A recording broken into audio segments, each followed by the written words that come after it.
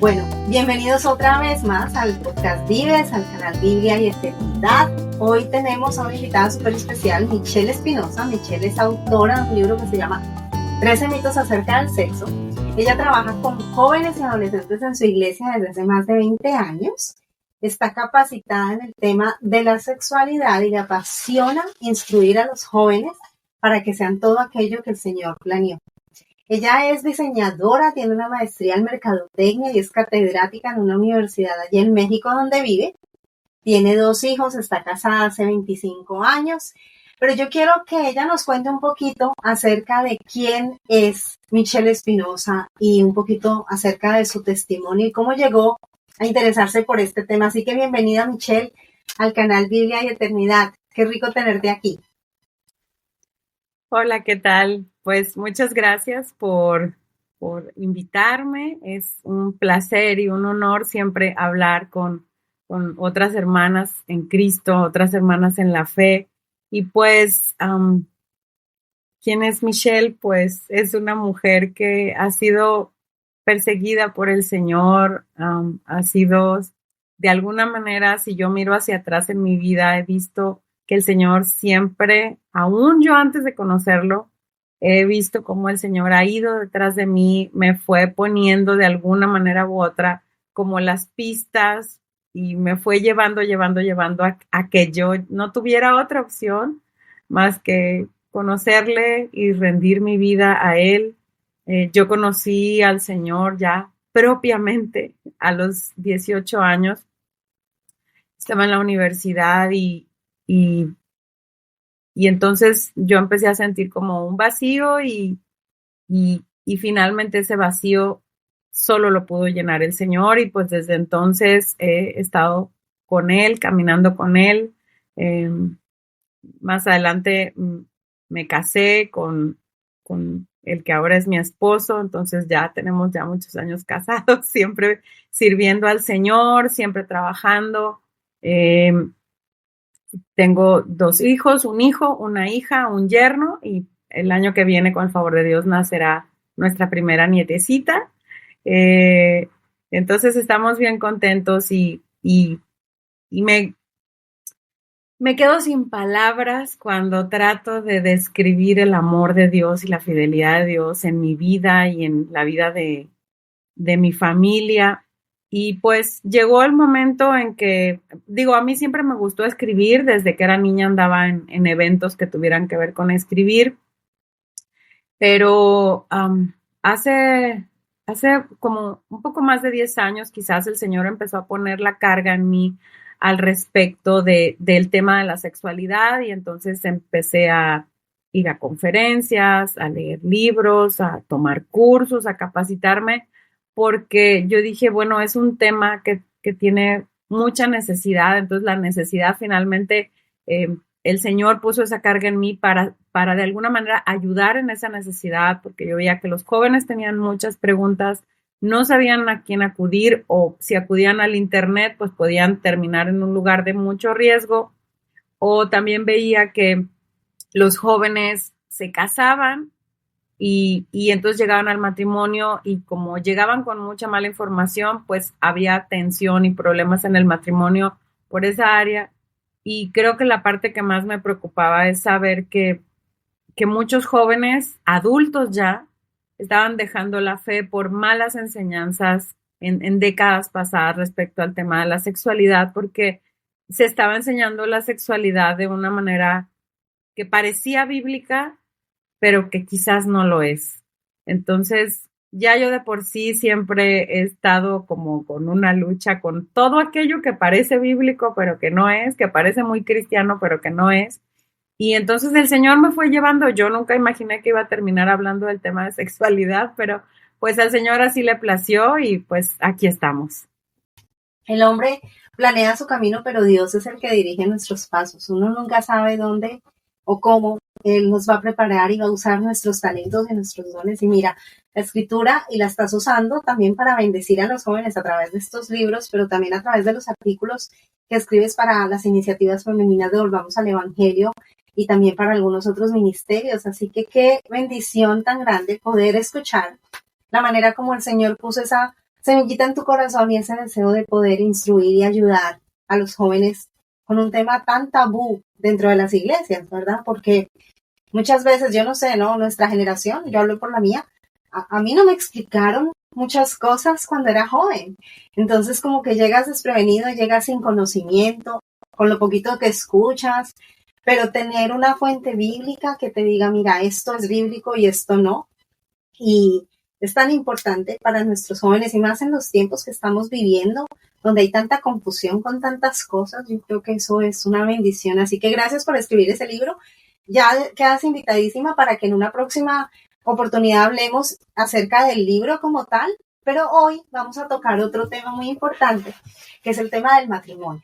Hoy vamos a hablar del matrimonio porque muchas veces nosotros pensamos que el matrimonio simplemente vamos a formar un hogar, nos vamos a casar y viva el amor y fueron felices y comieron perdices como las historias de los cuentos de los niños, pero realmente el amor bíblico, como la palabra lo muestra, ¿verdad? Entre un hombre y una mujer, es algo que Dios estipuló. Pero cuéntanos tú, ¿por qué? ¿Cuál es el propósito principal del matrimonio y qué dice la Biblia al respecto? Ok, pues creo que si vamos a hablar del matrimonio tenemos que ir a Génesis, porque en Génesis, en esa era de inocencia, antes del pecado, el Señor diseñó al matrimonio y creo que lo primero que el Señor hizo fue crear el matrimonio para el compañerismo, porque Adán estaba, o sea, si nosotros pensamos en Adán, Adán lo tenía todo. Adán estaba en un lugar donde no hacía ni frío ni calor, donde no tenía miedo, donde no tenía vergüenza, donde estaba, híjola, en una relación con Dios como nunca nadie la ha tenido, ningún otro humano la ha tenido.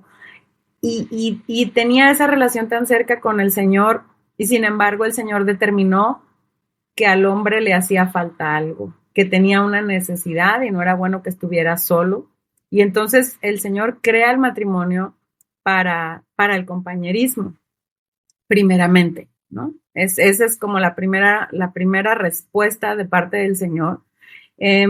Digo, todas las cosas que hacemos y todas las cosas que tenemos y todas las cosas que vivimos, nosotros, los que somos hijos de Dios, hombres y mujeres, todas las cosas son para la gloria de Dios. Eso nos debe de quedar claro, pero hablando específicamente del matrimonio, bueno, pues el compañerismo fue la primera respuesta y creo que a partir de ese compañerismo se desprenden algunas otras cosas y una de ellas pues es administrar la creación y poblar la tierra y mostrar esa unidad entre hombre y mujer que representara de alguna manera la unidad que el Señor desea tener con nosotros. Y si nos vamos siglos después, hasta la época en que se escribió el Nuevo Testamento, pues el mismo Pablo explica en Efesios que la relación del marido y de la mujer representan o simbolizan la relación de Cristo y la iglesia. Entonces, si empezamos con el tema del compañerismo y terminamos con un simbolismo espiritual, pues el matrimonio cumple diversas funciones. Una relación de dicha como la que tiene Jesús con su iglesia, la unidad, el compañerismo, esa relación como de crecimiento que uno puede tener con el cónyuge refleja también cómo uno va creciendo y madurando cuando tiene una relación con el Señor. Y pues evidentemente el tema de los hijos, la familia que se forma es la manera en la que el Señor pues les dice a los demás o se comunica con los demás para poder transmitir su evangelio. O sea, porque a final de cuentas, hombre y mujer llevamos la imagen de Dios y somos cartas abiertas, como dice el libro de Corintios, en el que nosotros decimos, cuando tú me ves a mí, espero que puedas llegar a conocer al Señor y que puedas ver algo de la obra de Cristo en mí para que tú también conozcas al Señor, ¿no? Entonces, había una vez, hace mucho, una mujer que decía, el matrimonio es un mensaje y la gente te está viendo predicar. Entonces, la manera que llevamos el matrimonio habla de quién es Dios en general, pero también quién es Dios en nosotros. Wow, sabes que me encanta esa última parte que acabas de decir, porque muchas veces yo creo que hoy en día se ha tergiversado el orden, ¿verdad? Es como que de alguna manera Dios nos llama a las mujeres a someternos a nuestros maridos, ¿verdad? Pero también llama a los hombres a amarnos de manera incondicional, de la manera como Cristo ama a la iglesia. O sea que en ese orden de ideas el hombre es como el líder de la familia y la mujer, aunque es igual en valor y ha sido creada con la misma imagen de Dios en ella, ¿verdad? La mujer cumple un rol que es el de ayuda, somos ayuda idónea, somos ese, ¿verdad? Para nuestros maridos. Pero el orden se ha invertido, o sea, la sociedad ahora es como la mujer también va a estar por delante, va a dominar, va a controlar, va a dirigir, va a hacer. Y creo que en ese orden de ideas lo que tú acabas de decir, la manera como nosotras, como mujeres cristianas, nos acercamos al matrimonio y le damos el lugar que le corresponde a nuestros maridos, sabiendo que ellos son los líderes, que ellos son los jefes de la familia, que nosotros estamos ahí para apoyarlos, para animarlos, para complementarlos, porque yo creo que esa es la palabra, somos un complemento, ¿verdad? Hoy hablaba con una amiga y hablábamos, ¿no? De cómo el hombre y la mujer percibimos las cosas de maneras diferentes muchas veces y cómo cada uno trae al matrimonio esa parte importante de ser mujer y esa parte importante desde la perspectiva de un hombre. Gracias a Dios no hay dos cabezas en un matrimonio porque seríamos una cosa desfiguradísima y horrible. Por eso es que es entre un hombre y una mujer. Así que yo te quiero preguntar, el Proverbio 18:22 dice que el que haya esposa halla el bien y alcanza la benevolencia de Jehová. Otras traducciones dicen, el hombre que haya esposa encuentra un tesoro y recibe el favor del Señor. O sea ¿por qué es tan importante que nosotras podamos ser esa bendición para nuestros maridos? O sea, ¿cómo una mujer creyente puede verdaderamente amar a su esposo, mostrar el carácter de Cristo, el fruto del Espíritu Santo dentro de su matrimonio? ¿Cómo podemos nosotros ser esas buenas esposas de las que habla esa mujer virtuosa de Proverbios 31 en el matrimonio, aún con los defectos, las dificultades, los problemas, la falta de estar de acuerdo de pronto en algunas cosas dentro de nuestros matrimonios? Cuéntame un poquito. Pues creo que la primera manera en la que nosotras podemos ser una esposa conforme al diseño de Dios es entender que todos somos pecadores. Porque a veces las mujeres, no sé por qué, no sé si a ti te ha tocado, pero a mí me ha tocado que a veces en la cultura cristiana las mujeres sentimos que somos como más espirituales, porque los hombres están quizás enfocados mucho en su trabajo, en hacer, o sea, incluso si el esposo es pastor, digo, mi esposo es copastor en la iglesia, pues hay mucho trabajo que hacer, ¿no? Y entonces a veces nosotras pensamos como que yo estoy como más en conexión con el Señor y soy como más sensible y tengo más tiempo para orar o para leer la Biblia, pero creo que hay que entender que todos somos pecadores y todos, esposos y esposas, hombres y mujeres, estamos en una necesidad inmensa del Señor. Y una vez que hemos sido redimidas, una vez que hemos sido adoptadas en la familia de Dios, yo te decía que yo conocí al Señor a los 18 años, pues ahora hay que empezar a caminar en esa santidad, en ese proceso de transformación, pero aún por más que yo ya tengo casi 30 años de caminar con el Señor, ¿no? Tengo 30, bueno, por ahí ya son muchos años, ya me fallaron las cuentas, pero por ahí, o sea, yo sigo necesitando del Señor, yo sigo siendo una mujer que necesita a Cristo y que necesita ser transformada y que necesita que la palabra de Dios transforme mi vida. Y creo que esa actitud ayuda a los matrimonios a decir, no es una competencia, somos compañeros en este camino angosto por el que vamos, tomados de la mano, abrazados, si tú quieres, pero ambos vamos por ese camino angosto y no estamos compitiendo el uno contra el otro, sino que nos vamos acompañando y vamos ayudándonos el uno al otro. ¿Por qué? Porque a lo mejor como mujer yo soy la ayuda idónea, pero, pero mi marido es quien me protege. Entonces, de alguna manera, él también me ayuda a mí.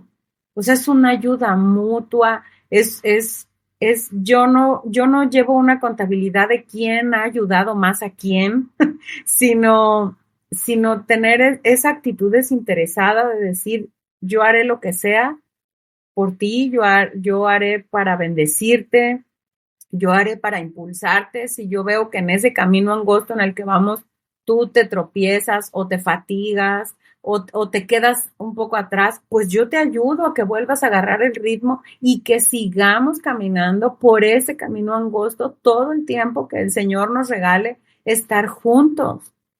Porque de eso se trata, porque antes que ser esposos somos hermanos en la fe y nos debemos los unos a los otros y estamos para servirnos los unos a los otros. Entonces yo al primero que quiero servir, obviamente quiero servir a los hermanos de la iglesia, pero y a las nuevas generaciones, pero al primero que quiero servir es a mi esposo, porque él es mi primer hermano en la fe. Y creo que tener esa perspectiva de que somos pecadores y somos hermanos en la fe, creo que es la mejor manera en que nos podemos bendecir el uno al otro, en que nos podemos ayudar el uno al otro y que el uno al otro nos podemos llevar a los pies de Cristo cada día. ¿Por qué? Porque cuando yo estoy desanimada, mi esposo me dice, oye, pues acuérdate que la Biblia dice tal o cual. O cuando yo lo veo que él llega estresado, le digo, esposo, déjame orar por ti, o acuérdate de este texto bíblico que dice tal y entonces yo le animo en la fe y él me anima en la fe a mí, y entonces pues es ese caminar juntos, ¿no? Entonces creo que cuando el proverbio que mencionabas, el que haya esposa, haya la bendición, eh, creo que lo primero que tiene que encontrar, además de una esposa, una compañera, como decíamos en Génesis hace rato, pues es una hermana en Cristo, ¿no? Y ayudarnos mutuamente a vivir en gozo por el camino angosto por el que vamos todos los días, sí, y animarnos a no apartarnos de ese camino angosto. Me encanta cuando dices mi esposo es o sea, es mi vecino, ¿no? Es como mi hermano más cercano, porque muchas veces sí es fácil, ¿no? Distraernos con actividades, con cosas dentro de la iglesia, queremos agradar al resto del mundo y estamos en casa y en casa de pronto somos otras mujeres diferentes y no estamos apoyando a nuestros maridos, no estamos orando por ellos.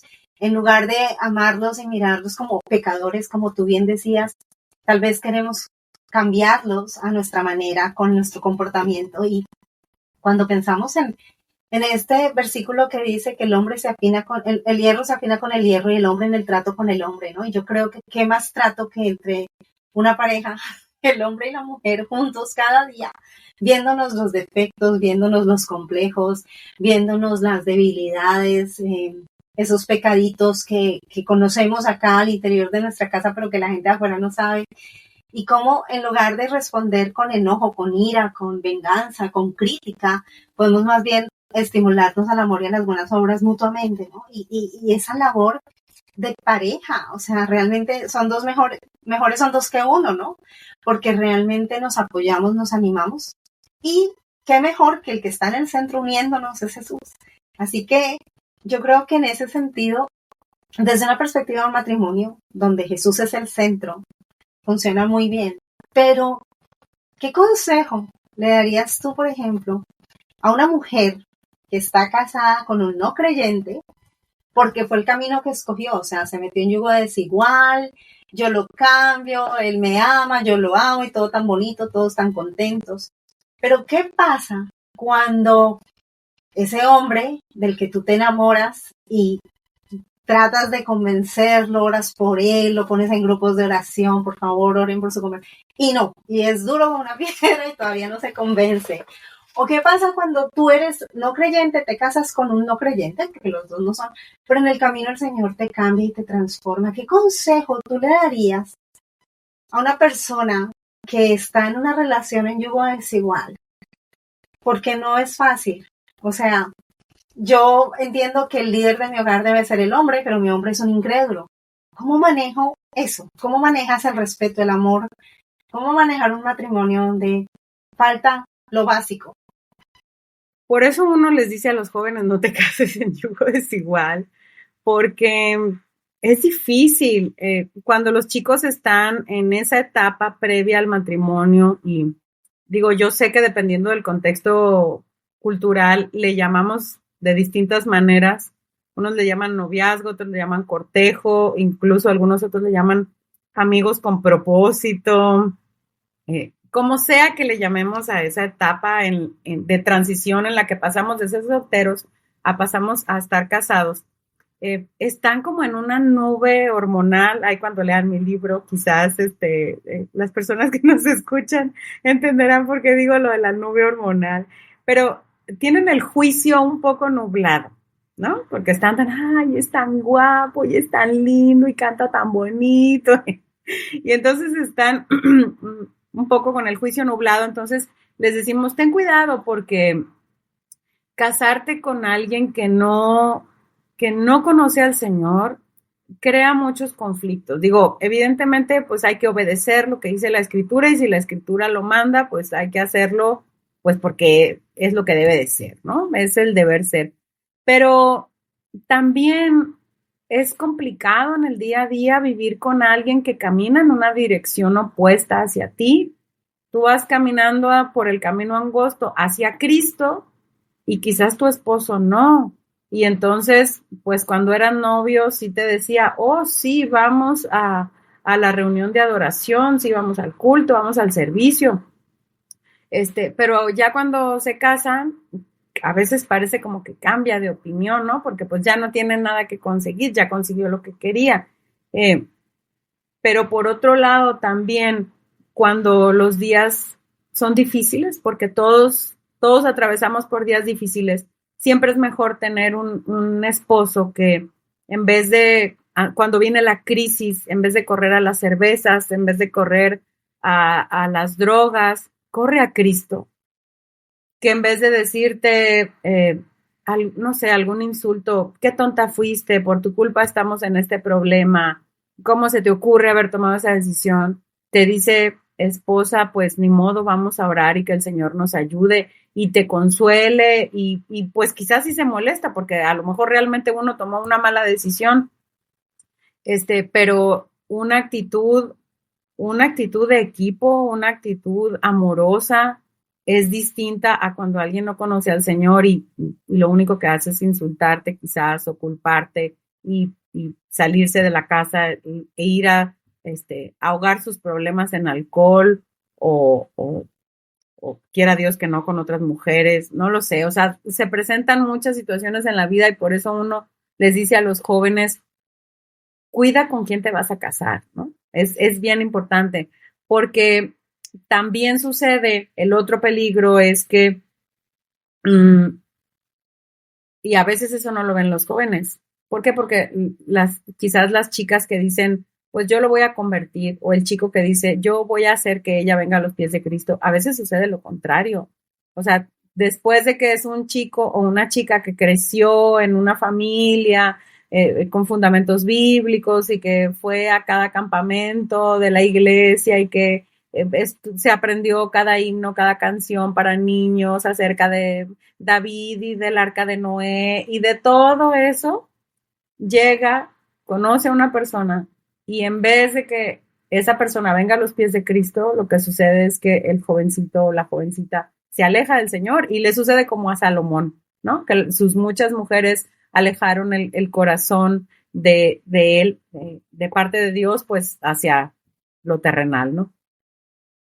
Entonces, pues ese es otro conflicto que uno tiene cuando les dice a ellos, pues, cuidado.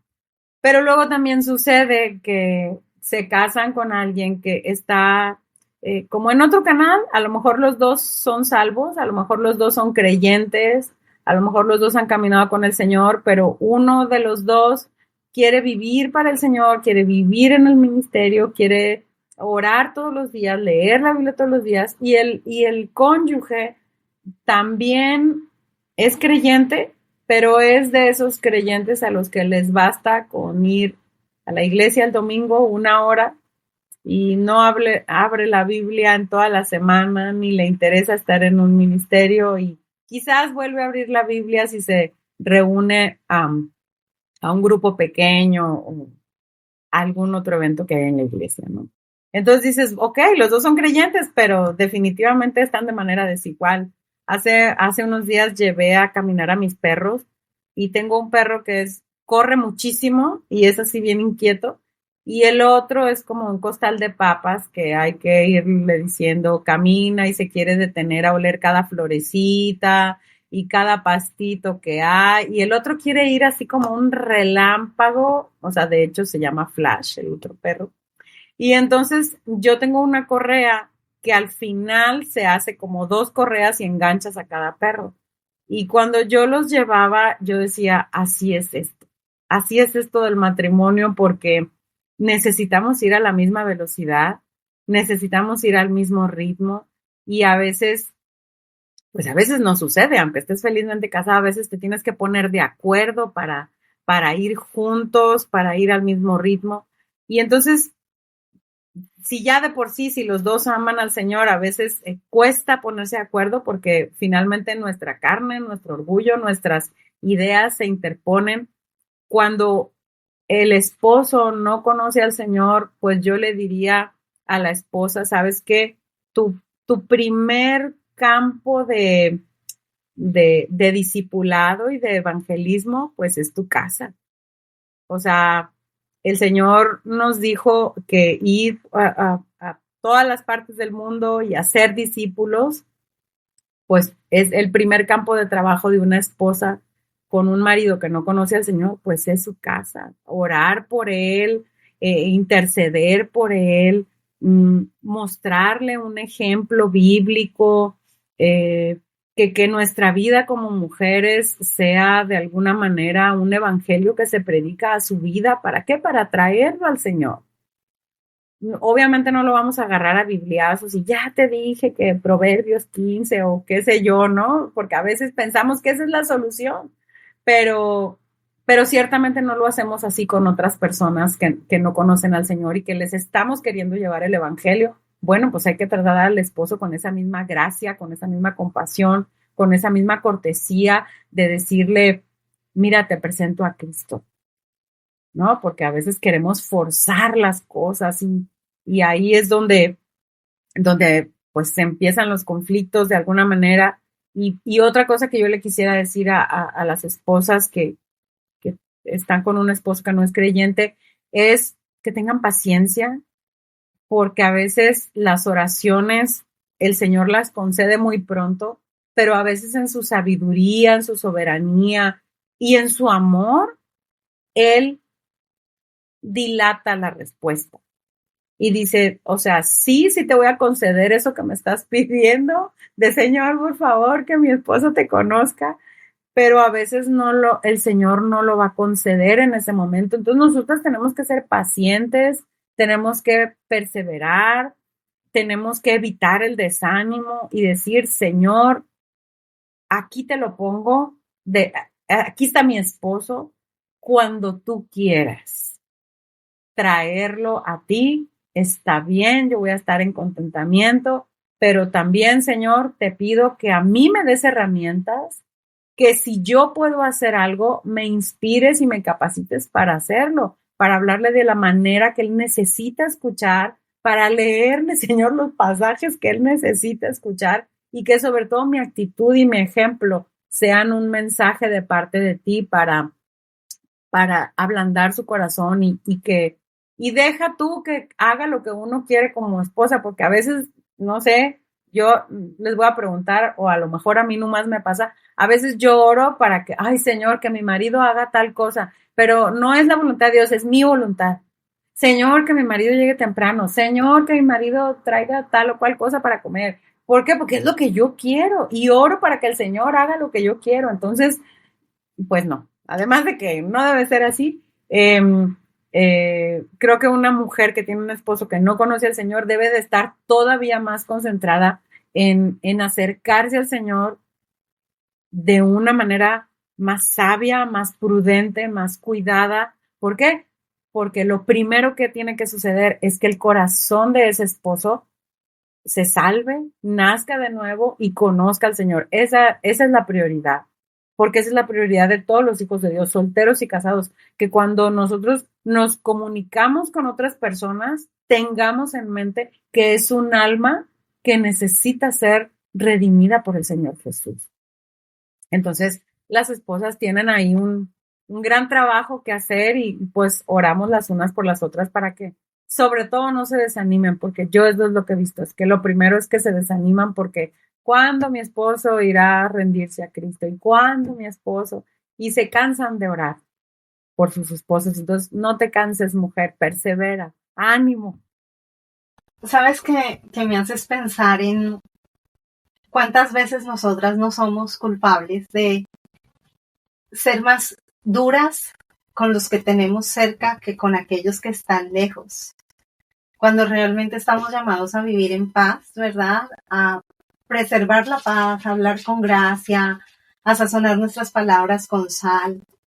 Y qué mejor lugar y qué mejor momento que el matrimonio, ¿verdad? Cada día tenemos esa oportunidad de ser misericordiosos, de recordar de dónde Dios nos ha sacado. O sea, realmente nosotras somos salvas porque Dios nos dio fe para creer, nos ha salvado, nos ha dado la gracia y el entendimiento para reconocer que necesitamos un Salvador, que necesitamos a Jesús. Y yo creo que en ese sentido es pensar como en el fruto del Espíritu, ¿verdad? Tener amor, tener paciencia, fe, esperanza, todas esas cosas que el Espíritu Santo nos da, que muchas veces lo opacamos, como que, ay, no, pero paciencia hoy no, si es que es así, y como no es creyente no me importa, no, o sea, si lo miras, cómo yo quiero tratar y cómo quiero que me traten, ¿verdad? Espero que haya sido de bendición este primer episodio de la 6ª temporada del podcast Vives, Biblia, Vida, Eternidad, Sabiduría. Continuaremos nuestra conversación con Michelle Espinosa, hablando acerca de matrimonios para la gloria de Dios el próximo miércoles. Así que activen las notificaciones, suscríbanse al canal si todavía no lo han hecho y por favor déjennos sus comentarios. Estoy segurísima de que Michelle, así como yo, los leeremos, los apreciaremos y seremos bendecidas de saber cómo este episodio ha sido bendición para cada uno de ustedes. Espero que nos acompañen en el próximo episodio del podcast Vives, aquí en el canal Biblia y Eternidad. Que Dios los bendiga.